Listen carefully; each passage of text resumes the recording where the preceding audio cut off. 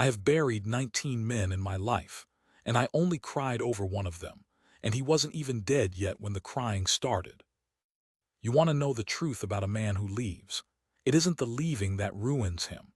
It's the coming back. Leaving is easy. You just point the horse at the horizon and let the reputation ride out ahead of you like dust.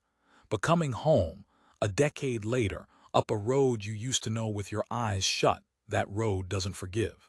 It remembers everything you did and it counts it back to you, fence post by fence post. I watched a killer ride up that road one October evening. I had a rifle on him before I knew his name. And what stopped my finger on the trigger wasn't mercy, and it wasn't fear. It was that he stopped his horse at the top of the draw, looked down at the ranch he'd left 10 years before, and I watched a man with more blood on his hands than any soul I've known go absolutely white, and grip his saddle horn like the ground had tilted, and not move. Not for the longest time. He'd come home for something.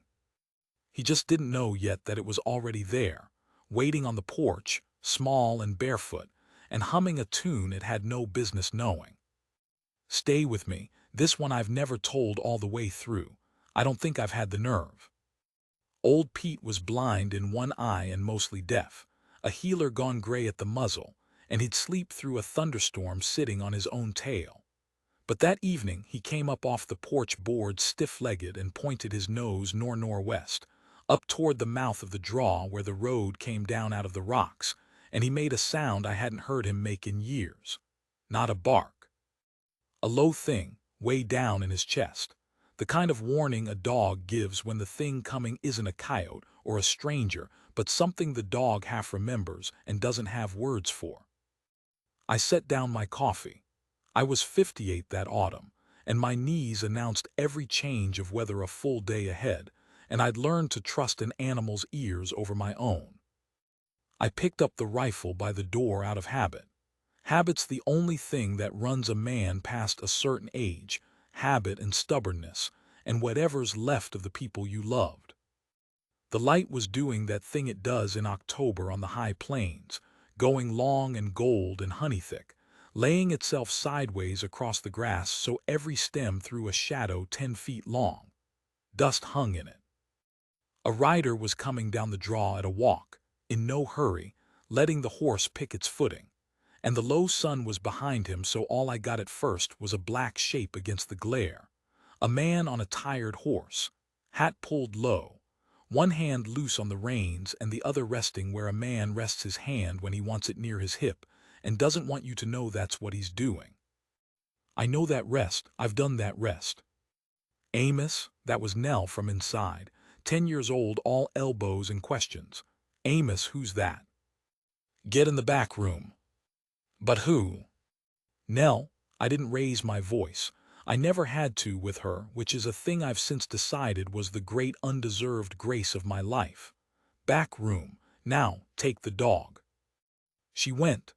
I heard her bare feet on the plank floor and the small argument she had with Pete, who did not want to leave his post, and then the click of the back room door. And I stood on the porch with the rifle held down along my leg, not raised, not yet, and I watched the rider come.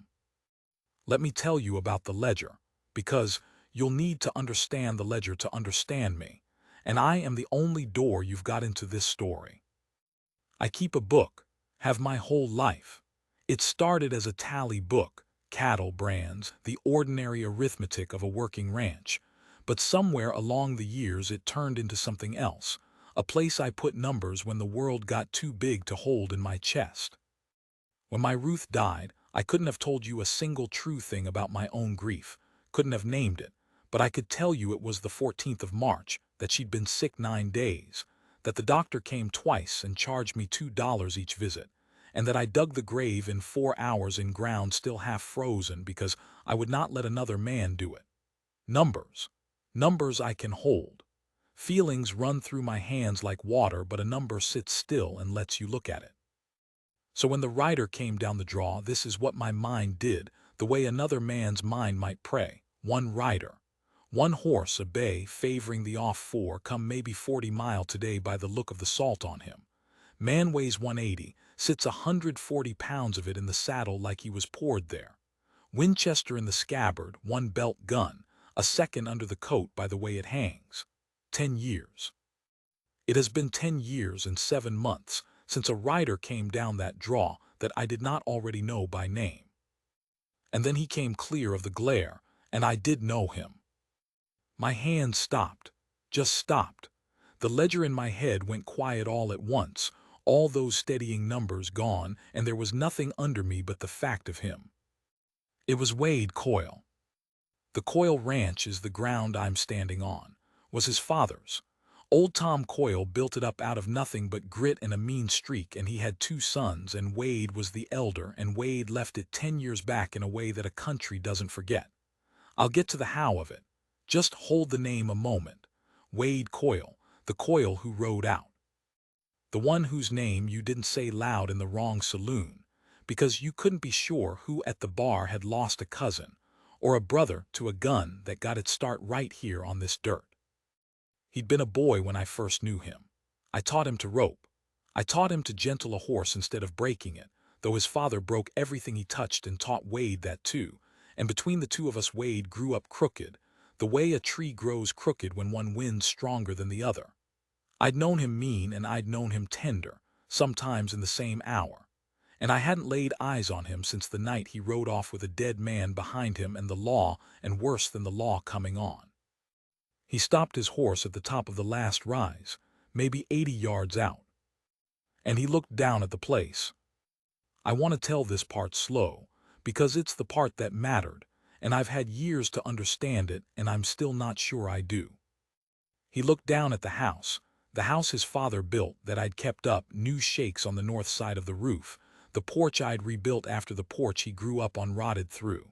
He looked at the barn, at the corrals, at the smoke coming up from the chimney, thin and blue, meaning somebody lived here, somebody was home, somebody had lit a fire against the coming cold.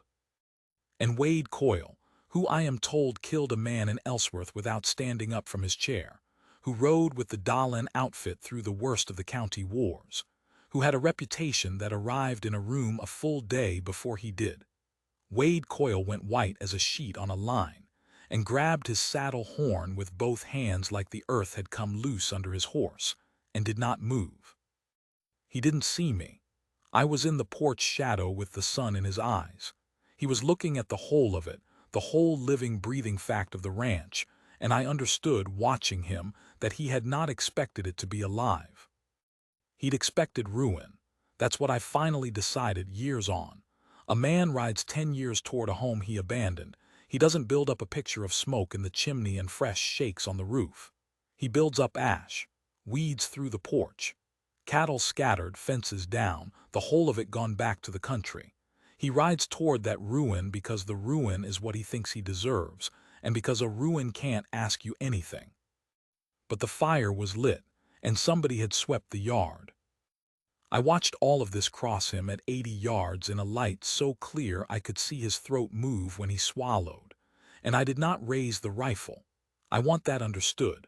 I had every cause to, but you don't raise a gun on a man in the middle of what I was watching happen to him. It would have been like shooting a man at prayer. He came on finally, slow, down the last of the grade. I stepped out of the shadow when he was 30 yards off, so he'd see the rifle before he was close enough to do anything stupid, and I said, "That's near enough, Wade." He reined up. I watched him place the voice.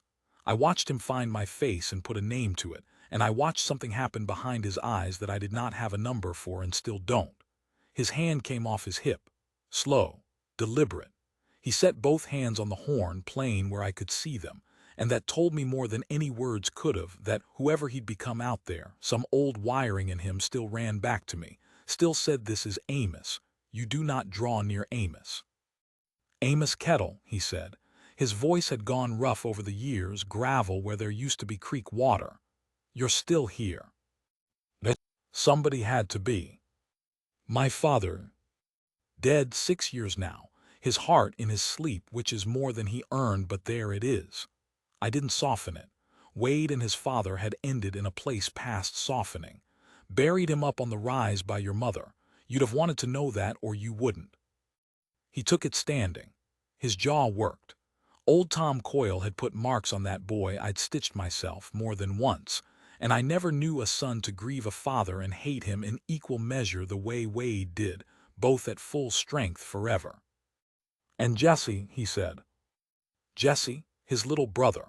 And here's where my hands wanted the ledger again, wanted numbers to stand between me and the thing I had to say, and there weren't any that would do. Jesse's gone too, I said. 4 years back, wasn't sickness and it wasn't age. I made myself hold his eyes. It was a fever come through the winter of the bad snow. Took him and took his wife inside the same month. You didn't know Jesse married. No, Wade said, quiet. I didn't know that. Sweet girl, Rosa, came out from Missouri to keep house for a family in town, and Jesse courted her 2 years 'fore she'd have him. I was watching him careful now, careful as I've ever watched anything, because we were coming up on the edge of the thing, the real thing, the thing that would decide the next while for all of us. They had a child. And there it was, right out in the open air between us in the last of the gold light. Wade went still in a different way than before. Before had been shock. This was the stillness of a man who has heard a sound in the dark and is trying to decide if it's the wind. A child, he said. A girl, I let it sit. She's here. I've been raising her since the fever. Wasn't anybody else. Your father was still living then, but he wasn't fit to raise a barn cat, let alone a grieving little thing, so it fell to me, and I've not once been sorry. Now I have to tell you what I did not say, because the whole of the next part hangs on it, and I've carried the not saying so long it's worn a groove in me. I did not say whose child she was. Because here's the arithmetic I'd done, long before Wade Coyle ever came down that draw, the arithmetic I'd done alone at night with my ledger open, and no number in it that could help me. Rosa came out from Missouri, yes, kept house in town, yes, but before Jesse ever courted her, before Jesse was anything to her but his brother's kin, there'd been another Coyle in her life. A summer. One summer, the summer before Wade rode out, when Wade was still here and still, under all the meanness his father built into him, capable of loving a person. I'd seen it. Old men see everything and are believed about none of it. I'd seen Wade Coyle and that Missouri girl down by the river more than one evening, and I'd seen how he looked coming back up to the house after, like a man who'd remembered he had a soul and didn't know what to do with the information. Then the trouble came. The killing. Wade rode out. And Rosa, I did the counting, God help me. I did the counting the way I count everything. Rosa married Jesse the next spring, and the child came 7 months after the wedding, and Jesse loved that girl like his own blood, and to his dying day I don't believe he ever once asked the question I'd asked myself 100 times. Nell had her mother's dark hair, and she had, in the set of her jaw and the particular gray of her eyes, and the way she went still and dangerous when she was hurt instead of loud, she had Wade.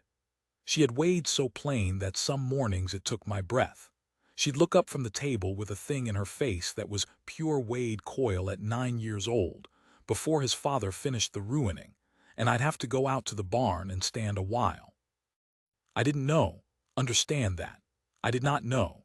Jesse might have been her father true and honest. That's the thing about a summer and a spring and 7 months. The numbers leave a door open either way, and a decent man doesn't walk through that door uninvited. I had no proof. I had only my old eyes and my counting and a girl who went still like a wolf when the world hurt her.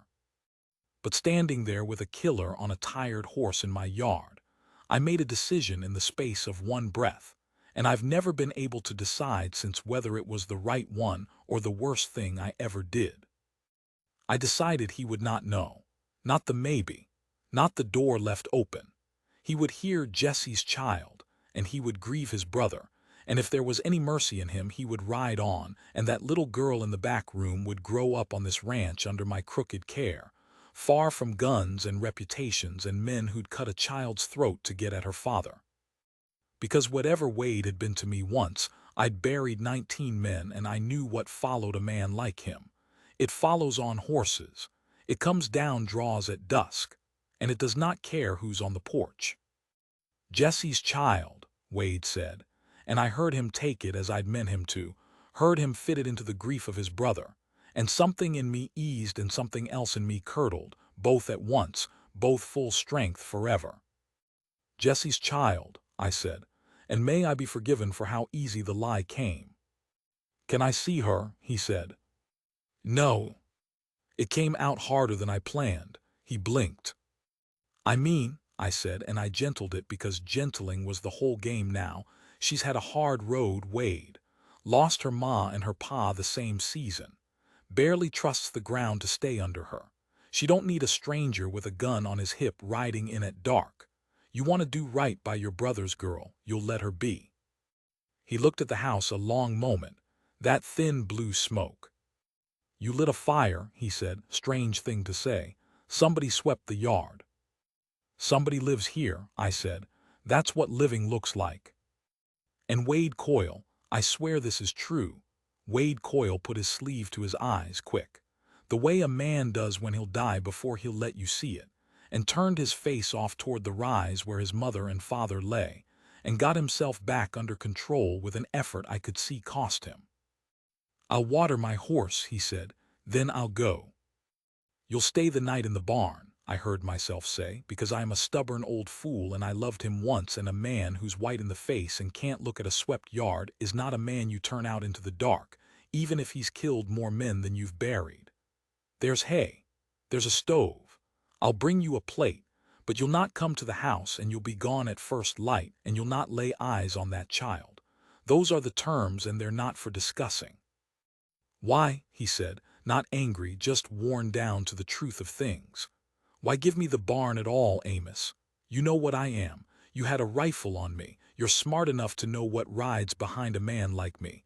Why not just run me off? And I didn't have a number for it. That's the honest answer. For once in my life I had no arithmetic. Because I taught you to rope, I said. And a man doesn't turn out a dog he raised, no matter what the dog's done since. Now water your horse. He watered his horse. I went in and made 2 plates and told Nell to stay in the back room. And no, I would not explain. And yes, there'd be griddle cakes in the morning if she minded me. And I carried a plate out to the barn, where a killer sat on a hay bale with his hat off. And I saw in the lantern light how gray he'd gone at the temples, how old 10 years had made him, how the reputation that rode out ahead of him was a young man's reputation worn on a used-up man's body. We didn't talk much. He asked about the cattle. I told him the count. Numbers at last, blessed numbers, and we hid in them together the way men do, talking of heifers and grass and the price of beef in Kansas City, saying none of the things that sat in the barn with us the size of horses.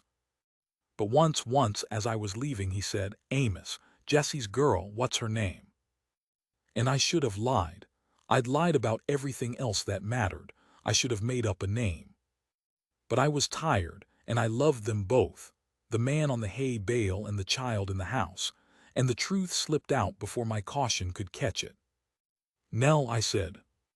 He nodded, looked at his hands, and then he said a thing that turned my blood to river water, that told me my careful arithmetic had a variable in it I'd never accounted for, that told me Wade Coyle had done some counting of his own on the long ride home. Rosa had a sister named Nell, he said quietly, not looking up from his hands. Back in Missouri, she talked about her that summer, said if she ever had a girl she'd name her Nell. He turned his hat in his hands around and around. I didn't know Jesse ever met Rosa. When you say they married. The lantern hissed. Somewhere out in the dark, a coyote asked the night a question and got no answer. I stood in the barn door with an empty plate and the cold coming in at my back, and I understood that the thing I'd tried to bury had been riding home the whole time, that it had a name now, that it was sitting on a hay bale turning its hat in its hands and doing the same arithmetic I'd done 100 lonely nights. Get some sleep, Wade, I said. You've got an early road. And I walked back across the swept yard to the lit house, and my hands were shaking so I couldn't have written a single number. And behind me the barn light burned late, into the small hours. A man sitting up with a question I'd hoped to God he'd never think to ask. He was gone before first light, like I'd told him to be. But he hadn't gone far. And what came up the draw behind him 3 days later, that's the part I've never had the nerve to tell. 3 days of quiet is a cruel thing to give a man like me, because I spend it counting. He'd ridden out at dawn like he swore he would. I'd found the barn swept cleaner than I keep it myself, the hay bale squared away, and on the little shelf by the stove where I keep the liniment, a gold piece, $20, more cash money than crossed this ranch in a season, set down without a word. Payment for a plate of food and a night out of the wind, or payment for something else. I put it in the coffee tin, and I did not tell Nell, and for 3 days I let myself believe the arithmetic had ridden off with him. I should have known better. I'd buried 19 men. I knew what followed. I just didn't want to know it that week.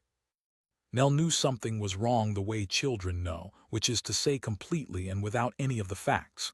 She got clingy, kept the dog close, asked me twice who the man on the horse had been, and I told her a drifter, just a drifter, and she looked at me with those gray coil eyes gone flat and knowing and said, "You don't feed a drifter off the good plates, Amos." And I had no number for that either. On the third evening, Pete came up off the porch stiff-legged again. But this time he didn't point north at the draw. He turned a slow circle, hackles up the length of his spine, and he pointed everywhere at once, and the sound he made wasn't the low, half-remembering thing from before. This time it was fear. I put Nell in the root cellar. I want that on the record first before anything else, because it's the one thing in this whole account I did right and did fast. I took her by the shoulders and I said, "Nell, there are bad men coming and I need you in the cellar and I need you quiet and I need you to not come out no matter what you hear. No matter what you hear. You understand me?" And she, 10 years old, motherless, fatherless, raised by a stubborn old man and a blind dog, she looked at me and she did not cry and she did not argue. She went still, wolf still, coil still, and she said, "Are you going to be all right?" And I lied to her one more time and said yes, and I put her and the dog in the dark under the house and set the trap door and rolled the flour barrel over the seam of it. Then I loaded both my guns and I went out on the porch to die, which is a thing you get calm about, at my age, calmer than you'd think. There were 4 of them. They came up the draw the way men come who aren't afraid of anybody in the house, spread wide, rifles across their saddles, and they stopped in my yard in the last of the gold light in the exact place Wade had stopped 3 days before, and their leader, a lean man, expensive coat, a face like a closed door, looked down at me on my porch and said, "Old man, we're hunting a man named Coyle. Wade Coyle. Word is he came home." He smiled with the front of his face. "This home." "Coyle's dead," I said. "Both of 'em buried up on that rise. You want, I'll sell you the ranch, but the family's gone." "That's so." The lean man looked around, at the smoke, at the swept yard. "You live here alone." "Do now." He looked at me a long moment, and I watched him decide I was lying. Not about the graves. Those were real enough, but about the aloneness. And I watched him decide it didn't matter, that whatever was in the house he'd take out of it whatever way he liked. And I understood that these were men who'd hurt a child to make a point. And my old heart went cold and clear. And I got my thumb on the hammer of the gun down along my leg, and I made my peace with taking one of them with me. And that's when Wade came out of the barn. He'd been there the whole time. 3 days, near enough he'd never gone. He'd ridden out at dawn like he swore, and then he'd circled back and holed up in the rocks above the draw and watched his own home with a spyglass, waiting, because he'd known too. He'd known what followed him, and he'd made a choice I didn't understand yet. He came out of the barn on foot, no horse, walking easy into the middle of the yard between me and the 4 riders, and he said, "You're looking for me, darlin'. Here I am. Leave the old man be." I have thought about the next 4 minutes more than I've thought about any 4 minutes of my life, and I still can't get them to sit still in the ledger, because they moved too fast and mattered too much. The lean man, Dahlin, turned his horse. "Wade Coyle," he said, pleased like a debt come due. You cost my brother his life in Ellsworth." "Your brother cost himself his life in Ellsworth," Wade said. "I just happened to be sitting there when he found out, but I'll not argue it. You've come a long way. Let's you and me settle it out on the flat away from the house. There's a child." He caught himself. I heard him catch himself. "There's an old man here who's got nothing to do with any of it." And Dahlin smiled his front of the face smile and said, "Now why would I go all the way out to the flat?" And he brought his rifle up. Wade Coyle killed 3 men in the time it takes to say it. I'd heard the stories for 10 years. I told myself they were the way stories get, growing in the telling, a reputation ridden hard by frightened men. They were not. I have never seen anything like it, and I hope to God I never do again. It was not a thing that looked like courage or looked like anything a decent man would want to be able to do. It looked like a door opening onto a room you didn't know was in a person. A cold, quick, terrible room. And 3 men were alive, and then the light was full of smoke and 2 were down, and the 3rd was going down, and I hadn't got my own gun above my belt. But Dahlin, the lean one, the leader, the one who'd smiled, Dahlin's rifle spoke too. Once, before Wade's door closed. And Wade Coyle sat down in the dirt of his father's yard like a man who's suddenly tired. I got the 4th one. I'll say that plain, though I take no pride in it. He was wheeling his horse to run, having watched his 3 friends die in the length of a breath, and he was a threat to that cellar as long as he was alive and mounted, and I shot him off his horse with Ruth's old rifle, and I did not miss, and I did not feel a thing but the cold, clear cold. And then the yard was quiet, and the smoke drifted, and the coyote out in the dark did not ask its question this time. Even the coyote knew. I went to Wade. He'd got Dahlin. I want that understood too. Dahlin was down and finished, and Wade had done it even as Dahlin's bullet was going into him, both things in the same instant, the way Wade did everything, tender and terrible in the same hour forever. But Dahlin's bullet was in Wade low on the left side, and I've stitched enough men to know low on the left is the bad place, the place where a man has a while yet, but only a while, and no amount of stitching changes the ending, only the length of the road to it. I got him back against the barn wall. I pressed my coat to the wound. He let me. His face had gone the color of the underside of a fish, and his breath came short, but his eyes were clear, clearer than I'd seen them in 3 days, clear the way a man's eyes go when the arithmetic finally comes out even. "Amos," he said, "is she in the cellar?" I didn't answer, which was answer enough. "Nell," he said, "is she in the cellar?" "Wade." "I did the counting," he said. His voice was going, but the words came steady like he'd rehearsed them on 3 days of watching from the rocks. "Whole ride home I did it, and then in your barn, the summer, the spring, 7 months. A breath that cost him. Rosa's sister was named Nell. Jesse never met Rosa 'fore I left, did he, Amos? And I am an old man who has hidden inside numbers his whole life, and I could not find a single one to hide inside now. So I told him the truth I'd never told a living soul, the truth I wasn't even sure was true. "I don't know, Wade," I said, and my voice broke on it. "That's God's honest, I never knew.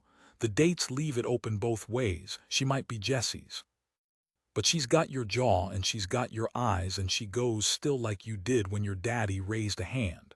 And I've thought some mornings I've thought, but I never knew, and I couldn't tell you. I couldn't, because I knew what followed you, and I looked at that child and I couldn't." "You did right," he said. "It stopped me cold." "You did right," he said again, and he even smiled a little, the front and the back of his face both at last. "You hear me, old man, you hid her from me. That's the only thing anybody's done right by that girl her whole life. If I'd known, if you told me it was maybe, I'd have wanted to see her, I'd have stayed, and staying's the one thing that get her killed." His hand found my wrist, gripped it, cold already. "They found me anyway, but they found me at the barn, Amos, not the house. She never saw my face. She never has to know a Coyle came home. You keep it that way." "Wade." "Keep it that way." The grip tightened, then eased. "Let her be Jesse's girl. Jesse was a better man than me by every measure God keeps. Let her have him for a father in her mind. Don't ever tell her the man who died in the yard was maybe. He didn't finish it. He couldn't say the word. I've thought about that too. Of all the men he'd faced down, the word father was the one he couldn't get his mouth around. I stayed with him. The light went from gold to gray to the deep blue of full dark, and I kept my coat pressed to his side, though we both knew it was ritual by then and not medicine. And he talked a while low about the river and the summer and a girl from Missouri. And once he laughed, and once he wept, front and back of his face both. And toward the end he wasn't talking to me at all, but to somebody who wasn't there, calling her name soft, Rosa, like a question. Like a man come down a long draw at dusk, to a home he wasn't sure would still be standing. He went quiet before the moon was up. I sat with him a while in the dark. Then I did the arithmetic one last time, the grim arithmetic of the living. 4 dead men in my yard, 1 dead man against my barn, a child in a cellar, a long night's work ahead of an old man's back. I let Nell out at dawn. I'd worked through the dark and the yard was clean by then. I'll not tell you the how of that. Some numbers a man keeps to himself. I told her the bad men had come and gone and I'd run them off and everything was all right now. She looked at the yard a long time with those gray eyes. She looked at the fresh-turned earth up on the rise, where I'd put a 5th grave that night, off apart from the others. No marker, in ground I'd broken alone the way I broke Ruth's, because some men you bury with your own hands or not at all. "Who's that one for?" she said. And I stood there in the honey-gold morning light with my whole crooked heart in my throat, and I had one lie left to tell, the last and the biggest and the only kind one. And Wade Coyle had asked it of me with his hand going cold on my wrist, and I have kept it every day of my life since, and I will keep it into my own grave. "Drifter," I said, "the one come through the other night, turned out those bad men were hunting him. He let 'em off from the house 'fore they could get to us, died doing it." I put my hand on her dark head, and it was true and it was a lie in the same breath, tender and terrible, both full strength forever. Never even knew his name. Nell looked up at the rise a long while. Then she went and picked a handful of the last October asters from along the barn wall, the little purple ones that hang on after the frost, and she carried them up to the fresh grave with no marker, and she set them down on the turned earth, and she stood there small and barefoot in the cold with the blind old dog beside her. And she said something I couldn't hear. I didn't ask her what. I've never asked her. She's grown now and married and got a child of her own with a familiar set to its jaw, and I'm older than the hills and my knees tell the weather 2 days out these days instead of 1. And there are numbers I still won't write in the ledger because some things a man is right to carry alone. But I stood in the yard that morning and watched that girl set flowers on her father's unmarked grave and say words to him I'll never know, and I thought,